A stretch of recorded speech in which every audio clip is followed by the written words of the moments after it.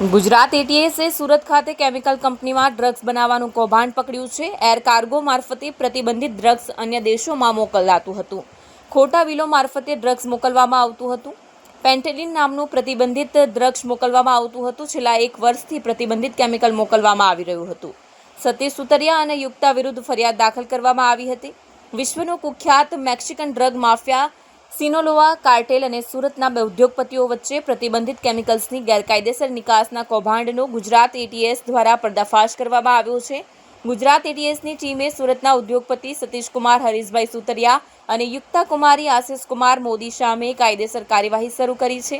આ બંને ઉદ્યોગપતિઓ ફેન્ટેનિલ નામનું પ્રતિબંધિત ડ્રગ બનાવવા માટેના કેમિકલ્સ મેક્સિકો, ગ્વાટેમાલા અને અન્ય દેશોમાં એક્સપોર્ટ કરી રહ્યા હતા. કોર્ટે બંને આરોપીના 3 દિવસના રિમાન્ડ મંજૂર કરતા એટીએસ વધુ તપાસ હાથ ધરશે.